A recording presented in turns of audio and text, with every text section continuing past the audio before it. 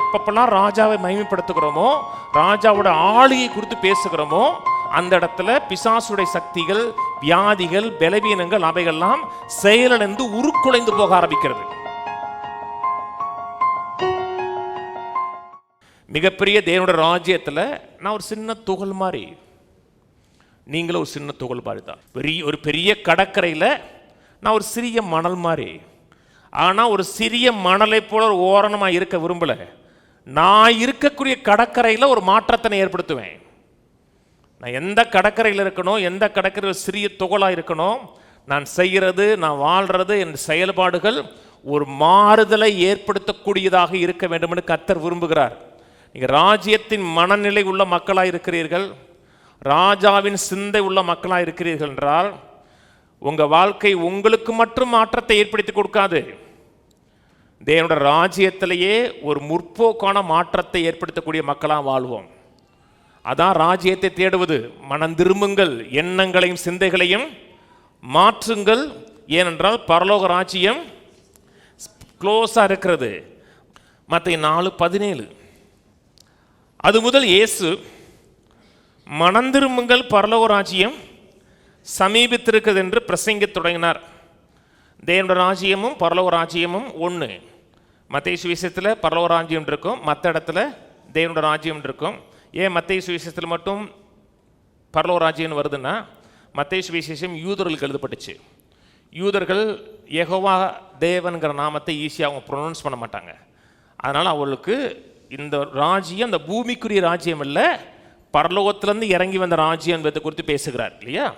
யோவான் சாணகன் சொன்னார், மனம் திரும்புங்கள், பரலோக ராஜ்யம் சமீபமாக இருக்கிறது, எண்ணங்களை மாற்றுங்க, சிந்தைகளை மாற்றுங்க, ராஜ்யம் சமீபமாக இருக்குன்றாரு. இப்போ ராஜ்யத்தின் ராஜா பேசுகிறார். ராஜ்யத்தின் ராஜா அதே செய்தி தான் கொடுக்கிறார், மனம் திரும்புங்கள், பரலோக ராஜ்யம் சமீபமாக இருக்குதுங்கிறார். 23.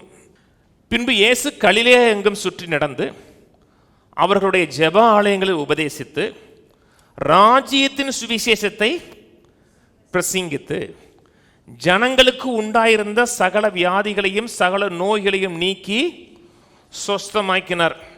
இங்கே சொல்லப்பட்டிருக்கிறது ராஜ்யத்தின் சுவிசேஷம் இருக்கு, இந்த gospel of kingdom of God இருக்கு. நம்ம பண்ற பெரும்பாலான பிரசங்கம் ராஜாவை குறித்த சுவிசேஷமா இருக்கிறது. நம்ம சபையில் பண்ற பெரும்பாலான சுவிசேஷம் நற்செய்தி என்பது ராஜ்யத்தை குறித்து அதிகமாக பேசுறது கிடையாது, ராஜாவை குறித்தும் பேசுகிறோம். ராஜாவோடு எப்படி பழகுவது, ராஜாவுடன் இயேசுவை கொடுத்து இயேசு ராஜாவை குறித்து பேசுகிறேன். ராஜாவை எப்படி அறிவது, ராஜாவோடு எப்படி ஐக்கியம் கொள்வது, ராஜாவை எப்படி ஆராதிப்பது, அப்புறம் ராஜா யார், ராஜா என்ன செய்தார், என்ன செய்து கொண்டிருக்கிறார், இப்போது நமக்கு என்ன செய்கிறார், எல்லாமே நம்ம பேசுகிறது ராஜாவை குறித்த சுவிசேஷம் தான் இருக்கிறது. ராஜாவை குறித்த சுவிசேஷம் சொல்லுகிறது கரெக்டு, அதே நேரத்தில் ராஜ்யத்தை குறித்த சுவிசேஷமும் சொல்ல வேண்டும். நமக்குள்ள ராஜ்யம் இருக்கிறது. ராஜ்யம் என்றால் கிங்டம், கிங்குடைய டொமினியன், ராஜாவுடைய ஆளுகையை பற்றி பேசுவது. நம்ம வாழுகிறது ஒரு ஜனநாயக நாடு. நம்ம வாழ்கிறது அரசாட்சி கிடையாது, மன்னராட்சி கிடையாது. மன்னராட்சியில் மன்னர் தான்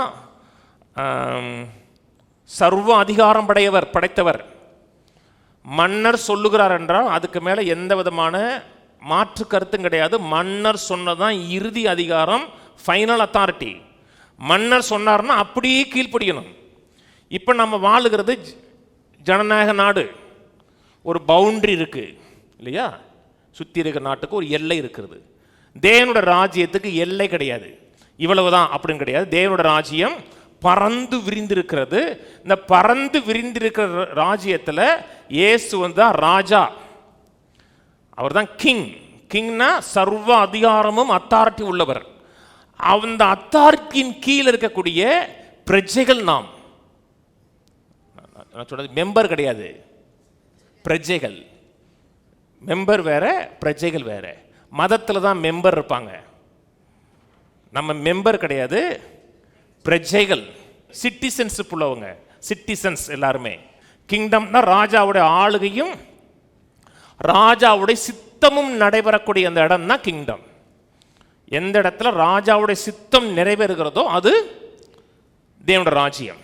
தேவனுடைய அரசாட்சியும் தேவனுடைய ஆளுகையும் நீங்கள் புரிந்து கொண்டு இந்த அரசாங்கத்தில் இருக்கிற இந்த ராஜ்யத்தில் இருக்கிற ராஜாவை நீங்கள் மகிமைப்படுத்துகிறீங்க, உயர்த்துகிறீங்கன்னா உங்களுடைய இருதயத்தில் இருக்கிற மறைந்து இருக்கிற ராஜ்யம் மேனிஃபெஸ்ட் ஆகும், வெளிப்பட ஆரம்பிக்கும். ராஜ்யம் வெளிப்பட ஆரம்பிக்கும் பொழுது இந்த ராஜ்யத்துக்கு விரோதமாக இருக்கக்கூடிய எல்லா சக்திகளையும் மண்டியிட ஆரம்பிக்கும். ராஜ்யத்தின் சுவிசேஷத்தை பிரசங்கம் பண்ணினார்கள். என்ன நடந்துச்சு? ஜனங்களுக்கு உண்டாயிருந்த சகல வியாதிகளையும் சகல நோய்களையும் நீக்கி சொஸ்தமாக்கினார். சொஸ்தமாக்குனது ராஜா. என்ன பிரசங்கம் பண்ணாங்க? ராஜ்யத்துடைய ஆளுகையும் ராஜ்யத்துடைய அரசாட்சியும் பிரசங்கம் பண்ணினார். பண்ண உடனே எதிர் சக்திகள்லாம் அந்த இடத்துல கொலாப்ஸ் ஆகுது, அந்த இடத்துல செயலிழந்து போகுது. நான் சொன்னது புரியுதுங்களா? எப்பப்பெல்லாம் ராஜாவை மகிமைப்படுத்துகிறோமோ, ராஜாவோட ஆளுகை குறித்து பேசுகிறோமோ, அந்த இடத்துல பிசாசுடைய சக்திகள், வியாதிகள், பலவீனங்கள் அவைகள்லாம் செயலிழந்து உருக்குலைந்து போக ஆரம்பிக்கிறது. மத்தேயு 9:35. பின்பு இயேசு சகல பட்டணங்களையும் கிராமங்களையும் சுற்றி நடந்து ஜெப ஆலயங்களை உபதேசித்து ராஜ்யத்தின் சுவிசேஷத்தை பிரசங்கித்து ஜனங்களுக்கு உண்டாயிருந்த சகல வியாதிகளையும் நோய்களையும் நீக்கி அவர்களை சொஸ்தமாக்கினார். என்ன பிரசங்கம் பண்ணினார்? ராஜ்யத்தின் சுவிசேஷத்தை பிரசங்கம் பண்ணினார். ராஜ்யத்தின் சுவிசேஷத்தை பிரசங்கம் பண்ண உடனே சகல வியாதிகளும் சகல நோய்களும் அங்கே நீங்குகிறது. இயேசு லூக்கா 11:20 சொல்றாரு, நான் தேவனுடைய விரலினாலே பிசாசுகளை துரத்துகிறபடினால் தேவனுடைய ராஜ்யம் சமீபமாக வந்திருக்கிறதுங்கிறாரு. தேவனுடைய விரலுங்கிறாரு. அதே வசனத்தை மத்தேயுல சொல்லும் பொழுது, மத்தேயு 12:20 சொல்லும் பொழுது, நாம் பரிசுத்த ஆவியினால் பிசாசுகளை துரத்துகிறதுனாலே தேவனுடைய ராஜ்யம் சமீபமாக இருக்குங்கிறார். இந்த ராஜ்யத்தில் பிரதானமான ஒருத்தர்னா ஆவியானவர். இயேசு பரமேறா இல்லையா? பரமேறினதுக்கு அப்புறம் மேலறையில் வருகிறார். மேலறையில் தன் சீசர்களுக்கு ஊதி பரிசுத்த ஆவியை பெற்றுக்கொள்ளுங்கள் சொன்னார். அப்பதான் ராஜ்யம் மக்களுக்குள்ள வருது. ஆவியானவர் உள்ள வரும் பொழுதே ராஜ்யம் வருகிறது. ராஜ்யத்துடைய அரசாட்சி உண்டாக்குது. இன்னைக்கு நிறைய மக்கள் என்ன சொல்றாங்கன்னா, இயேசு பிரசங்கித்தது அன்பை பிரசங்கம் பண்ணினார், ஏற்றுக்கொள்ளுகிறதை பிரசங்கம் பண்ணினார் அப்படிங்கிறாங்க.